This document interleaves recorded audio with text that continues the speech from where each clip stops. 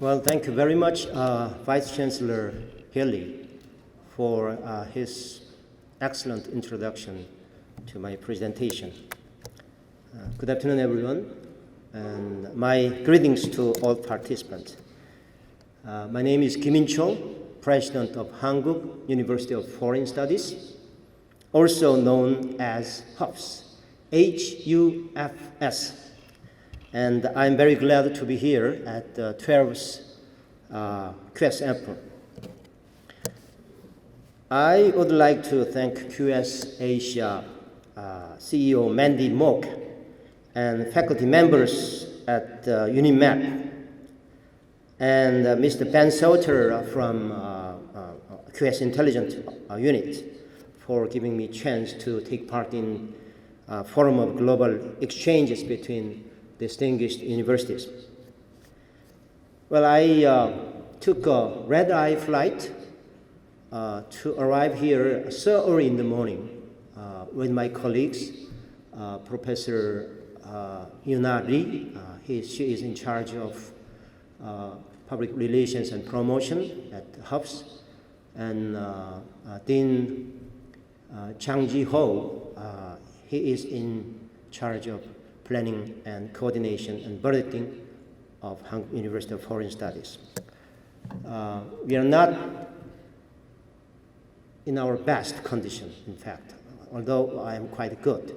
So let me present my paper, not prepared, let me present my text as good as possible. Well, the concept of the globalized village is no longer considered new. Boundaries between nations and cultures have blurred. Although universities have responded to the flow of globalization, they now face a new set of challenges as waves of the fourth industrial revolution arrive. So today, I would like to tell you the effort of Korean universities to tackle down domestic difficulties in the midst of changes taking place globally, and to suggest a path forward. Let me then explain the current situation of Korean universities. Korea has been decrease in the number of students due to a steady decline in birth rate. As a result, the university admission quota will overrun the number of high school graduates by the year 2018, 2 years ahead. As you see it, the number high school graduate in 2023 will be reduced to below 2/3 of in number 2016. The number in 2016, and you see the slide. As you see the slide. Now, universities are also troubled with financial difficulties. The majority of South Korean universities depend significantly on tuition fees to finance the schools. Over the last 5 years, tuition rates have been enforced to freeze or have been cut with no foreseeable change in governmental policy for the time being. The worsening of university finance caused by both of an inability to meet admission quotas and stagnant tuition will put pressure on the quality of educational services provided and will affect universities' international competitiveness. So, stay there. Previous page. So the international competitiveness together with quality of education service expected to go down, in fact. Next page, please. What then shall we do to overcome these challenges? I feel that the answer lies in the development of university specialization and quickening the pace of domestic and international alliance in fact. Universities that focus on specialization and cooperation can then develop profitable businesses that provide financial stability in university revenues. I mean the insured and adequate university revenue that provide financial stability in universities' revenue for improving educational services. This will result in restoration of international competitiveness of domestic universities. So in the near future, if I have enough time, I would like to take a path analysis as a quantitative method with all those concepts, with all those variables. Specialization together with alliance seems independent variable, and international competitiveness, quality of education services might be dependent variables, and ensured and adequate university revenue seems intervening variable, and profitable business and ventures seems intermediate variable. So a path analysis might be possible to witness what's going on in Korean universities. With that said, I would like to focus on specialization first. In general, there are two ways in which universities can enhance their uniqueness and specialization. Universities may ensure specialization based on either financial assistance from the government or in response to social need by pursuing cooperation with industry. Both types of specialization can be categorized as purpose-oriented.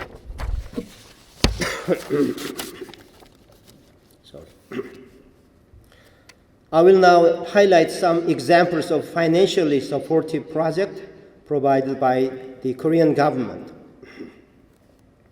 in order to enhance the specialized competitiveness of each university. The Korean Ministry of Education have increased the amount of supporting budget for 2016 to an approximately threefold increase compared to amount from 2010. So as you see in this slide, the budget for 2016, thank you very much, 2016 on specialized project only is about $1.1 billion. Now, the government breaks down the project support for field into several different areas, including academic sector, research area, and major. For example, there are a wide range of policies that have been put in place in the long term for different universities. The Program for Industrial Needs Matched Education Project, or PRIME, the concept just putting together with the initial of each word. So PRIME focuses on science and engineering.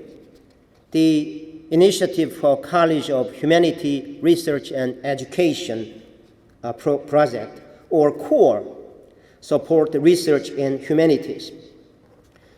The Hankuk University of Foreign Studies, with its strength in the field of humanities and languages, has secured somewhat enough revenue, about $10 billion for the following 3 years of CORE project. At the same time, the passage of the Act on Promotion of Education of Critical Foreign Languages at the end of last year in the Korean National Parliament has enabled foreign studies universities in Korea to send third-year undergraduate students. I mean, over 500 third young undergraduate students to 53 strategic locations across 5 continents for 1 year with full coverage of government subsidy. So 53 strategic regions includes African countries, countries in Arabic region, Central Asia, and ASEAN region, and also Latin American countries, and so on. The National Assembly Budget Office advised of setting aside $60.5 million per year for this enactment. Now, it is important to pursue specialization by working together with industry partners. Financial assistance for the development of curriculum enables academia to meet industry needs while at the same time focusing on specialization. There are many examples of such cooperation. To name a few, as you see in this slide, cooperation between the Department of Semiconductor System Engineering at Seongyungan University and Samsung Electronics on the left side of the slide. On the right side of the slide is cooperation between Sangyong Motors, Hyundai Motors, two School of Mechanical and Automotive Engineering at Kookmin University.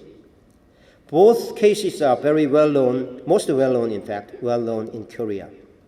Students in the relevant majors and departments receive a full tuition scholarship and are guaranteed employment after graduation.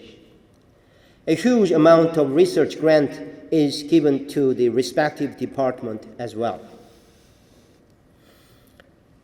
Next, I would like to talk about creating alliance and cooperation between universities as another way to respond to constantly changing environment. Well, cooperation can be categorized into domestic alliance and international alliance between the universities. First and foremost, there is an ongoing effort to merge universities that are close geographically each other. For example, Gangneung University on the top, the diagram on the top, the Gangneung University and Wonju University have been merged into one new university, while Miryang University was incorporated into Busan National University, the diagram just next to the top. And on the left side diagram, Sonam University and Hallyu University are also preparing to merge by 2018. All of those cases are restructured under one presidential leadership. Currently, diagram on the bottom right side of the slide. Currently, there is also a discussion about creating a unified system that encompasses Busan National University, Pugyong National University, Korea Maritime University, and Busan National University of Education. All those universities are located in Busan metropolitan city, south coast of the Korean peninsula. Through these mergers, it will become possible for universities to develop campus-specific specialization as being categorized in campus of science and engineering, campus of liberal art and humanities, and campus of social sciences and business. These individual campuses complement each other under the one university framework. faculty and equipment that was duplicated across the 2 or 3 separate departments, separate universities, can now be combined on a single campus to increase the efficiency of both human and physical resources to cope with the financial stress and a decrease in number of new students.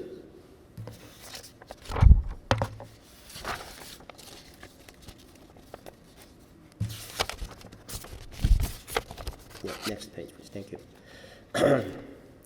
Online cooperation and alliance between universities has become ever more popular, in fact. Online credit transfer and joint online classes show the fruits of such cooperation. The launch of K-MOOC, so-called Korea Massive Open Online Course Initiative last year, is an example of online curriculum cooperation between leading universities in Korea. The number of MOOCs will be increased to 500 by the year 2018. Additionally, the Seoul University President Forum brought together 32 universities in the Seoul metropolitan area. They agreed to jointly produce vital subject courses online. These courses will be open to all university students in the Seoul area and allow for credit transfers. Thereby, the number of overlapping courses can be reduced, while students can choose classes to take at a time and location that is convenient for them without any restrictions.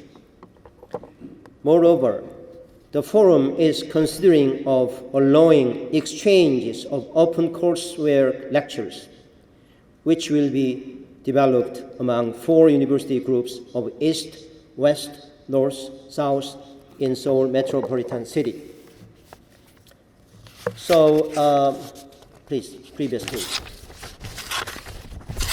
So the courses,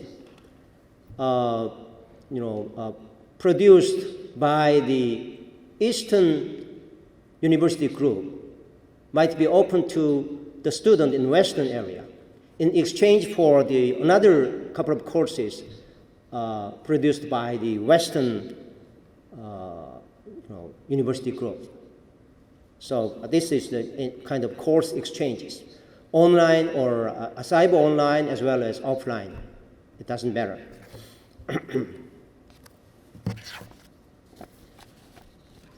Now, international alliance and cooperations are just as important as those in the domestic realm. Universities with common interest and specialization can form international network to run joint educational programs. One example is the President Forum for Universities of Foreign Studies in Asia.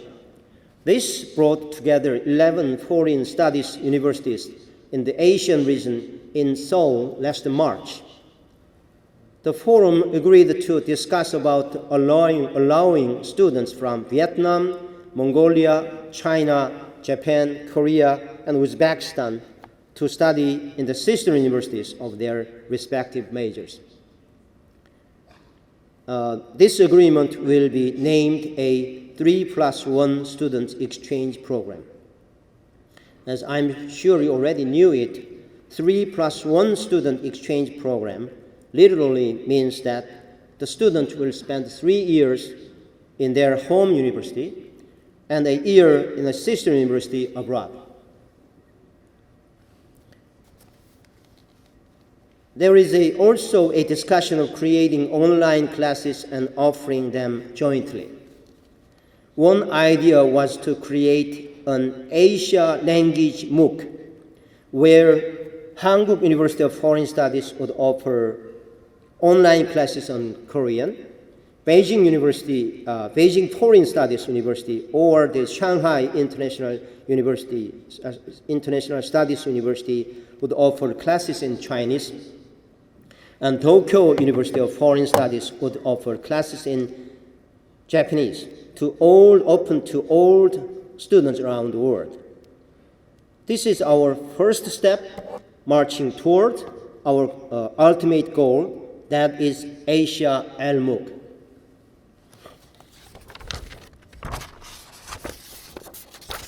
Another similar initiative is SUN, or the Silk Road University Network.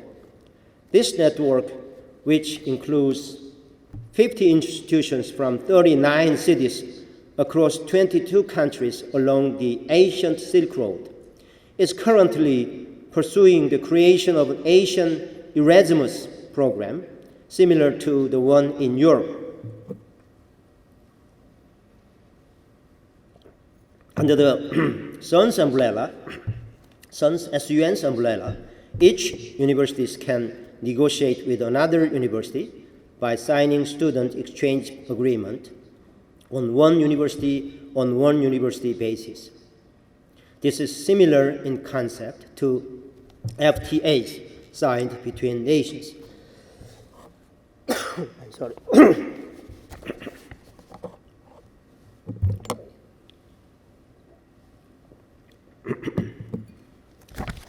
Korean university has had a large percentage of outbound students as part of their efforts of enhancing international competitiveness in the past. However, the inbound and outbound student exchange is becoming balanced as Korean universities attract a large number of talented foreign students. One of the inbound student program is the International Diplomatic Scholarship, or IDS program, sponsored by Hankuk University of Foreign Studies. We provide qualified high school graduate from abroad, recommended by their own embassies in Korea, with a full tuition scholarship to study at Hubs. The program is currently in the third semester with over 70 students, undergraduate students, from 32 countries. In 2.5 years, until the very first student in the program graduates, we hope to have at least 250 plus students from 70 countries enrolled. So we dare to say that this program is Korean version of Fulbright Scholarship Program.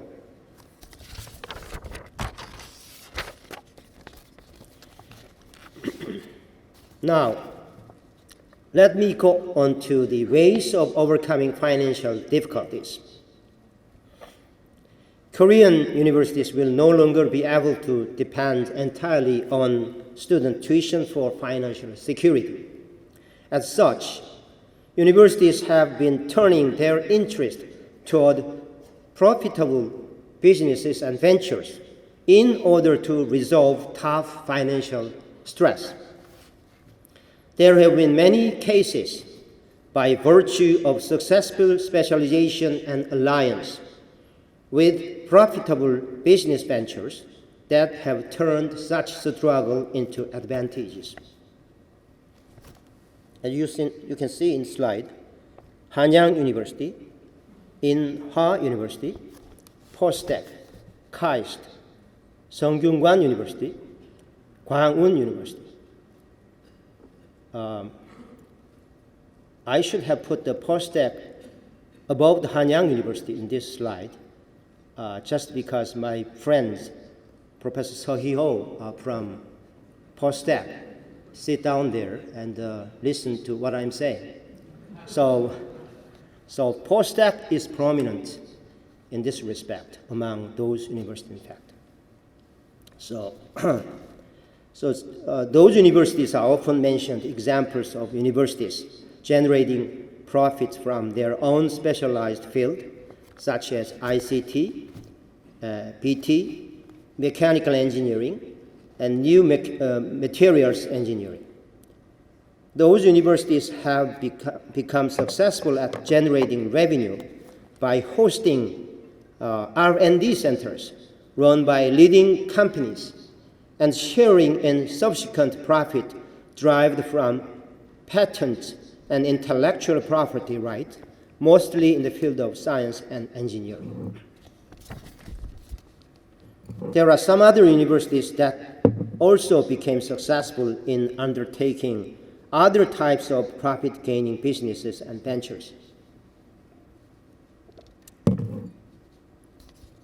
On the left side of the slide, Kookmin University, with its traditional strengths in animal science, has created its own brand to produce and sell dairy products.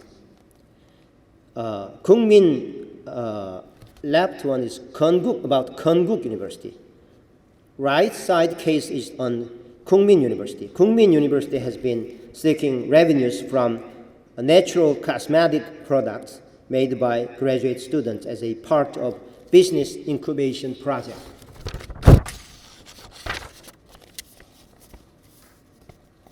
Hankuk University of Foreign Studies sold intellectual property right for dictionaries in 19 foreign languages to Naver, a leading Korean internet portal site, for very much impressive sum. These dictionaries have been now made available on the internet for anyone to use. HOPS also runs a high-quality regional specialist training program under the Global Leadership Academy for managers who will be sent abroad from the Samsung Group, Hyundai Motors, and other conglomerate companies as listed in this slide. The University's Center for Korean Language and Culture generates crucial revenue for university. This center contributes to spreading the Korean language globally by teaching young people from around the world interested in Korean Wave. Revenues from all these projects already make up about 10%, actually 12% of the university's annual budget. Well, I hope my presentation have shed some light on the efforts taken to overcome the challenges and difficulties faced by the Korean universities. Now, in conclusion, Korean universities should therefore focus on specialization and cooperation both at home and abroad, while creating sources of revenues to ensure financial security in order to meet the needs for improving university operation and educational services. These measures are not only limited to universities in Korea, but also relevant for universities around the world, we believe. Before I finish, I would like to once again reaffirm the importance of uniqueness and alliance. With the arrival of the wave of fourth industrial revolution, the environmental change naturally focused on the field of science and engineering. As a major IT player, Korea has taken these academic needs into account with steps to widen the variety of majors and their volumes in the sciences and engineering. This trend has put pressure on the humanities, pushing the field toward a crisis. Nevertheless, we Hankuk University of Foreign Studies that we must continue to pay close attention to the field of humanities and language arts as they recognize individual diversity and examine the essence of what it means to be human. This is the origin of our educational spirit. Domestic and international cooperation together with HOP's uniqueness must be accentuated as a part of implementing our own duties in this global era. In this context, HOPS has a special announcement now. We are planning to host a forum in the field of humanities and language art in July of next year. On behalf of HOPS and QS, Ms. Mandy Mok and myself will jointly host 2017 QS Subject Focus Summit, Language, Literature, and Culture. I hope to see an active sharing of ideas by great scholars from around the world, and I look forward to seeing all of you there in Korea. Before I finish, I sincerely thank QS for inviting me to speak here today at this forum. Thank you very much, and good evening.